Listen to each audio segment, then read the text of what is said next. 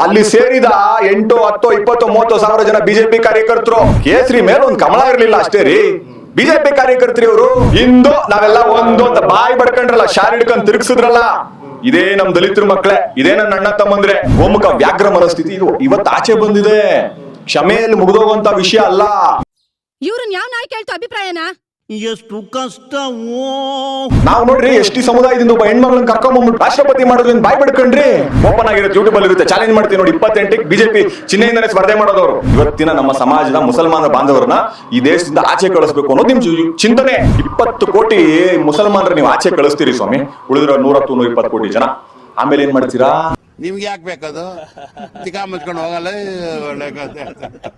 ನೇರವಾಗಿ ಹೇಳ್ತೀನಿ, ಕಾಂಗ್ರೆಸ್ ಈಗ ನಾನು ಅಹಿಂದ, ಕಾಂಗ್ರೆಸ್ ಅಂದ್ರೆ ಅಹಿಂದ. ಯಾಕೆ?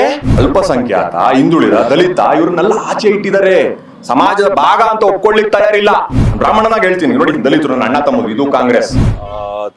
ಕಂಪ್ಲೇಂಟ್ ಅನ್ನೋದು ಔಪಚಾರಿಕ ಅಷ್ಟೇ. ಅದೇನಾಗತ್ತೆ, ನಮ್ಮ ಸ್ನೇಹಿತರು ಕ್ಷಮೆ ಕೇಳಬೇಕು ಅಂತ ಬಯಸಿದ್ರು. ಕ್ಷಮೆ ಅನ್ನೋದು ಬಹಳ ಸಣ್ಣ ಪದ.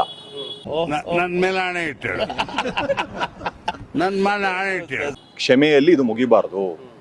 ಬಿಜೆಪಿಯ ಮನಸ್ಥಿತಿ ಏನು ಅನ್ನೋದು ನಾವು ಜಗತ್ತಿಗೆ ತೋರಿಸ್ಬೇಕು. ನೀವು ಧರ್ಮಸ್ಥಳ ಚಲೋ ಮಾಡ್ತೀರಿ, ಧರ್ಮಸ್ಥಳಕ್ಕೆ ಹೋಗ್ತೀರಿ, ಧರ್ಮಸ್ಥಳಕ್ಕೆ ಹೋಗ್ಬಿಟ್ಟು ಕಾಂಗ್ರೆಸ್ ವಿರುದ್ಧ ಮಾತಾಡ್ತೀರಿ, ಕಾಂಗ್ರೆಸ್ ಹಂಗ್ ಮಾಡ್ತು. ಬಿಜೆಪಿಯ ಮನಸ್ಥಿತಿ, ಕಪಟ ಮನಸ್ಥಿತಿ ಏನು ಅನ್ನೋದಾದ್ರೆ ಅನ್ನೋ ವಿಚಾರ ನಾವು ಜನಕ್ಕೆ ತಿಳಿಸ್ಬೇಕು. ನೋಡ್ಬೇಕು ಅವರಿಗೆ ರಾಜಕೀಯ ಬಿಟ್ಬಿಟ್ಟು. ಹೌದಾ ಮೊನ್ನೆ ಮಧುರಲ್ಲಿ ಸೇರಿದವ್ರು ಯಾರು ಸ್ವಾಮಿ? ನೀವು ಅಂದ್ರೆ ಬಿಜೆಪಿ ಅವ್ರ ಅಲ್ವಾ? ನೀವು ಅವಮಾನ ಮಾಡ್ತಾ ಇದ್ದೀರಾ ಬಿಜೆಪಿ ಕಾರ್ಯಕರ್ತರಿಗೆ. ನೆನ್ಪಿಟ್ಕೊಳ್ಳಿ, ಅಲ್ಲಿ ಸೇರಿದ 8, 10, 20, 30 ಸಾವಿರ ಜನ ಬಿಜೆಪಿ ಕಾರ್ಯಕರ್ತರು. ಅವ್ರೇನ್ ಕೇಸರಿ ಬಾವುಟ ಇಟ್ಕೊಂಡಿದ ತಕ್ಷಣ ಬಿಜೆಪಿ ಕಾರ್ಯಕರ್ತರಲ್ಲ ಅಂತನಾ? Very good, very good. High, ಕೇಸರಿ ಮೇಲೆ ಒಂದು ಕಮಲ ಇರ್ಲಿಲ್ಲ ಅಷ್ಟೇ ರೀ. ಬಿಜೆಪಿ ಕಾರ್ಯಕರ್ತರು ಇವರು ಬರೀ ಬಿಜೆಪಿ ಕಾರ್ಯಕರ್ತರಲ್ಲ. ಇಲ್ಲಡೆ ಶಾಲಾ ಹಾಕೊಂಡಿದಾರಲ್ಲ, ಅವ್ರು ಕೇಸರಿ ಹಾಕೊಂಡಿದ್ರು ಅಷ್ಟೇ.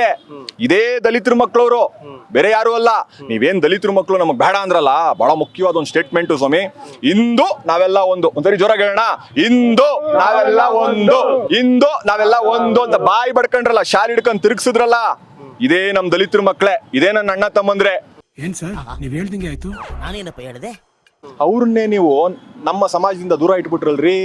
ಇದು ನಿಮ್ಮ ಮನಸ್ಥಿತಿ. ತುಂಬಾ ವರ್ಷಗಳಿಂದ, ಸ್ವತಂತ್ರ ಪೂರ್ವದಿಂದ ಇದ್ದಂತ ನಿಮ್ಮ ಮನಸ್ಥಿತಿ ಏನಿತ್ತಲ್ಲ, ಈ ಗೋಮುಖ ವ್ಯಾಘ್ರ ಮನಸ್ಥಿತಿ, ಇದು ಇವತ್ತು ಆಚೆ ಬಂದಿದೆ. ಕ್ಷಮೆಯಲ್ಲಿ ಮುಗಿದೋಗುವಂತ ವಿಷಯ ಅಲ್ಲ.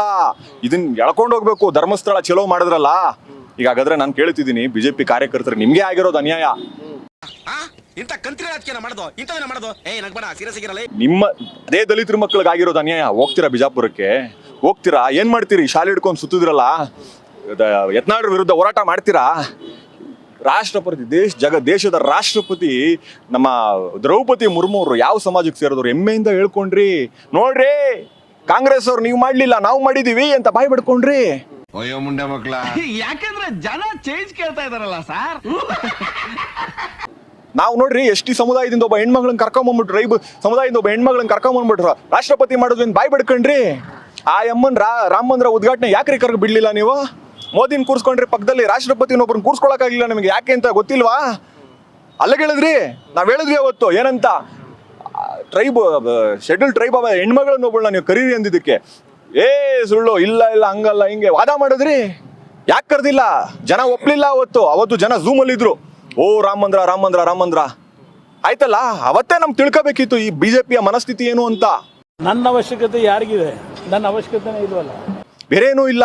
ಓಕೆ, ಇನ್ನು ನಾನು ಹೇಳೋದೇನಪ್ಪ ಅಂದ್ರೆ, ಬಿಜೆಪಿಯ ಮನಸ್ಥಿತಿಯ ಬಗ್ಗೆ ವಿವರಿಸೋದಾದ್ರೆ, ಈ ಅಫ್ಘಾನಿಸ್ತಾನದ ಮನಸ್ಥಿತಿ ಏನಿದೆಯಲ್ಲ, ಅಲ್ಲಿ ಗೋಮುಖ ವ್ಯಾಘ್ರ ಅಥವಾ ಮೂಲಭೂತವಾದಿಗಳೇನಿದಾರಲ್ಲ, ಮತೀಯವಾದಿಗಳೇನಿದಾರಲ್ಲ, ಅವರು ಎಷ್ಟು ಅಪಾಯಕಾರಿಯೋ ಸಮಾಜಕ್ಕೆ, ನಾಗರಿಕ ಸಮಾಜಕ್ಕೆ ಎಷ್ಟು ಅಪಾಯಕಾರಿಯೋ ಈ ಮನಸ್ಥಿತಿ ಏನಿದೆಯಲ್ಲ, ಬಿಜೆಪಿಯ ಮನಸ್ಥಿತಿ, ವಿಶೇಷವಾಗಿ ಯತ್ನಾಳು. ಯತ್ನಾಳನ್ನು ದಯವಿಟ್ಟು ನಾನು ಬಿಜೆಪಿಯಿಂದ ನೀವು ವಿಂಗಡಿಸಿ ನೋಡಬೇಡಿ, ಪ್ರತ್ಯೇಕ ಮಾಡಿ ನೋಡಬೇಡಿ. ಏನ್ ಅನ್ಕೊಂಡಿದ್ರಿ? ಅವ್ರು ಬಿಜೆಪಿಗೆ ವಾಪಸ್ ಬರಲ್ವಾ? ನಾನು ನಿಮ್ಗೆ ಪ್ರಶ್ನೆ ಕೇಳ್ತೀನಿ. ನೀವು ರಾಜಕೀಯ ಗೊತ್ತು, ನಾನು ಕೇಳ್ತೀನಿ, ನಿಮ್ಗೆ ಬರಲ್ವಾ ಬಿಜೆಪಿಗೆ? ನೋಡೋಣ 28ಕ್ಕೆ ಯಾವ್ದಾರ ಚುನಾವಣೆ ಸ್ಪರ್ಧೆ ಮಾಡ್ತಾರವ್ರು ಅಂತ. ಯಾವ ಚಿಹ್ನೆಯಲ್ಲಿ ಅಷ್ಟೇ, ಯಾವ ಚಿಹ್ನೆಯಲ್ಲಿ ಸ್ಪರ್ಧೆ ಮಾಡ್ತಾರೆ ನೋಡೋಣ. ಚಾಲೆಂಜ್ ಮಾಡ್ಲಾ ನಾನು? ಓಪನ್ ಆಗಿರುತ್ತೆ, ಯೂಟ್ಯೂಬ್ ಅಲ್ಲಿ ಇರುತ್ತೆ, ಚಾಲೆಂಜ್ ಮಾಡ್ತೀನಿ ನೋಡಿ. 28ಕ್ಕೆ ಬಿಜೆಪಿ ಚಿಹ್ನೆಯಿಂದನೇ ಸ್ಪರ್ಧೆ ಮಾಡೋದವರು. Exactly correct. ಅಯ್ಯೋ, ಏನ್ ಗೆಸ್ ಮಾಡಿದ್ರಿ ನೀವು? ಸೂಪರ್. ಅರ್ಥ ಆಗ್ತಿದ್ಯಲ್ಲ? ಏನು ಇಲ್ಲ, ಮನಸ್ಥಿತಿ ಸರ್ ಅದು, ಮನಸ್ಥಿತಿ ಅದು, ಬಿಜೆಪಿಯ ಮನಸ್ಥಿತಿ. ಇವತ್ತು ಇಂದು ನಾವೆಲ್ಲ ಒಂದು ಅಂತಿದಿರಿ, ಎಲ್ಲ ಒಂದಾಗ್ತೀವಿ. ಸಾಬ್ರನ್ನು ಈ ದೇಶದಿಂದ ಏನೂ ಇಲ್ಲ ಬೇರೆ. ಮೊನ್ನೆ ದಿನ ನಮ್ಮ ಪ್ರತಾಪ್ ಸಿಂಹ ಅವ್ರು ಒಂದು ಹೇಳಿಕೆ ಕೊಟ್ಟಿದ್ರು ಪಾಪ್ಯುಲೇಷನ್ ಎಕ್ಸ್ಚೇಂಜ್ ಬಗ್ಗೆ. ಅಂಬೇಡ್ಕರ್ ಹೇಳಿದ್ರಂತೆ ಪಾಪ್ಯುಲೇಷನ್ ರೀ. ಅಂಬೇಡ್ಕರ್ ಹೇಳಿದ್ ಹೌದು, ನಾವು ಒಪ್ತೀವಿ. ಯಾವಾಗ ಹೇಳಿದ್ದವರು? ಸ್ವತಂತ್ರ ಪೂರ್ವದಲ್ಲಿ.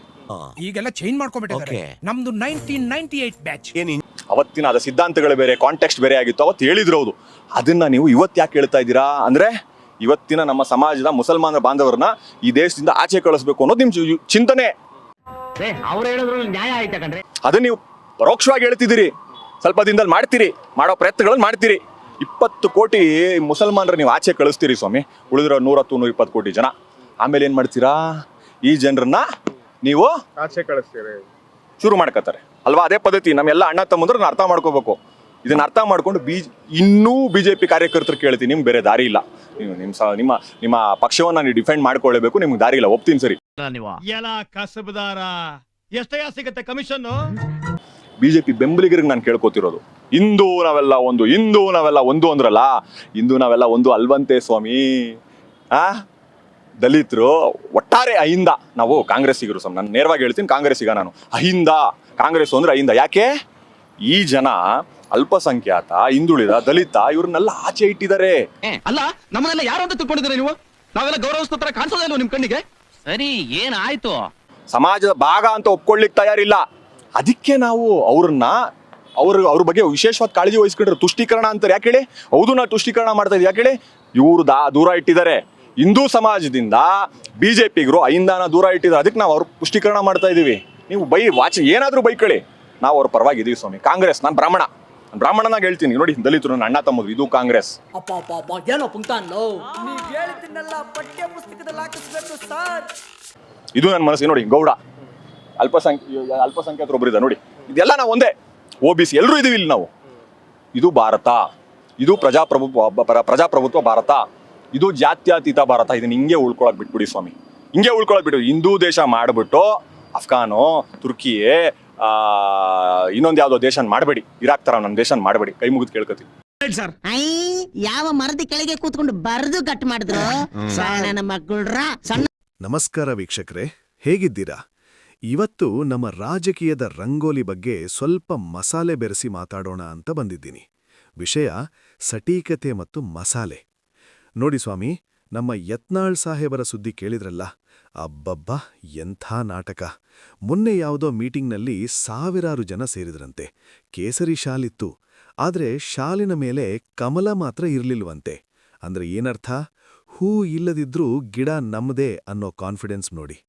ಇನ್ನು ನಮ್ಮ ಬಿಜೆಪಿ ಅಣ್ಣಂದಿರು ಒಂದು ಸ್ಲೋಗನ್ ಹೇಳ್ತಾರಲ್ಲ, ಹಿಂದೂ ನಾವೆಲ್ಲ ಒಂದು ಅಂತ.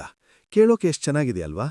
ಆದರೆ ಇಲ್ಲಿ ದಲಿತರು, ಹಿಂದುಳಿದವರು ಬಂದಾಗ ಮಾತ್ರ ಒಂದಾಗೋದು ಸ್ವಲ್ಪ ಕಷ್ಟ ಅನಿಸುತ್ತೆ ಅನ್ಸುತ್ತೆ. ರಾಷ್ಟ್ರಪತಿಗಳನ್ನ ಆಯ್ಕೆ ಮಾಡುವಾಗ ನೋಡಿ, ನಾವು ST ಸಮುದಾಯದವರನ್ನ ಮಾಡಿದ್ದೀವಿ ಅಂತ ಎದೆ ಉಬ್ಬಿಸಿ ಹೇಳ್ತಾರೆ. ಆದರೆ ಅದೇ ರಾಷ್ಟ್ರಪತಿಗಳನ್ನ ರಾಮಮಂದಿರ ಉದ್ಘಾಟನೆಗೆ ಕರೆಯೋಕ್ ಮಾತ್ರ ಮರೆತು ಹೋಗ್ತಾರೆ. ಇದನ್ನೇ ಅಲ್ವಾ ಗೋಮುಖ ವ್ಯಾಘ್ರ ಮನಸ್ಥಿತಿ ಅನ್ನೋದು? ಕಾಂಗ್ರೆಸ್ನವರು ನಾವು ಅಹಿಂದ ಅಂತಾರೆ, ಅದಕ್ಕೆ ಬಿಜೆಪಿಯವರು ಅದು ತುಷ್ಟೀಕರಣ ಅಂತಾರೆ. ಸರಿ ಬಿಡಿ, ನೀವು ದೂರ ಇಟ್ಟವರನ್ನ ಅವರು ಹತ್ತಿರ ಕರೆದ್ರೆ ಅದು ತುಷ್ಟೀಕರಣ ಅಂದ್ರೆ, ನೀವು ಹತ್ತಿರ ಕರೆದು ದೂರ ಇಡೋದಕ್ಕೆ ಏನನ್ಬೇಕು? ಯತ್ನಾಳ್ ಅವರು ಬಿಜೆಪಿಯಿಂದ ಹೊರಗಿದ್ದಾರೆ ಅಂತ ಅನ್ಕೋಬೇಡಿ. 2028ಕ್ಕೆ ನೋಡ್ತಾ ಇರಿ, ಅದೇ ಕಮಲದ ಗುರುತಿನಲ್ಲೇ ಸ್ಪರ್ಧೆ ಮಾಡಿದ್ರೂ ಆಶ್ಚರ್ಯ ಇಲ್ಲ. ರಾಜಕೀಯ ಅಂದ್ರೆ ಹಾಗೆ, ಇಲ್ಲಿ ಯಾವುದೂ ಶಾಶ್ವತ ಅಲ್ಲ, ಜನರನ್ನ ನಂಬಿಸೋದು ಬಿಟ್ಟು. ಒಟ್ನಲ್ಲಿ ನಮ್ಮ ದೇಶ ಅಫ್ಘಾನಿಸ್ತಾನ ತರಹ ಆಗೋದು ಬೇಡ, ಪ್ರಜಾಪ್ರಭುತ್ವದ ಭಾರತವಾಗಿಯೇ ಇರ್ಲಿ ಅನ್ನೋದೇ ನಮ್ಮ ಆಸೆ. ನಿಮಗೇನನ್ಸುತ್ತೆ? ಕಮೆಂಟ್ ಮಾಡಿ ತಿಳಿಸಿ. ವಿಡಿಯೋ ಇಷ್ಟ ಆಗಿಡ್ಲೇ ಲೈಕ್ ಮಾಡಿ, ನಿಮ್ಮ ಫ್ರೆಂಡ್ಸ್ ಜೊತೆ ಶೇರ್ ಮಾಡಿ, ಅಂದ್ಹಾಗೆ ಮರೆಯದೆ ಸಬ್ಸ್ಕ್ರೈಬ್ ಮಾಡಿ. ಮುಂದಿನ ವಿಡಿಯೋದಲ್ಲಿ ಸಿಗೋಣ.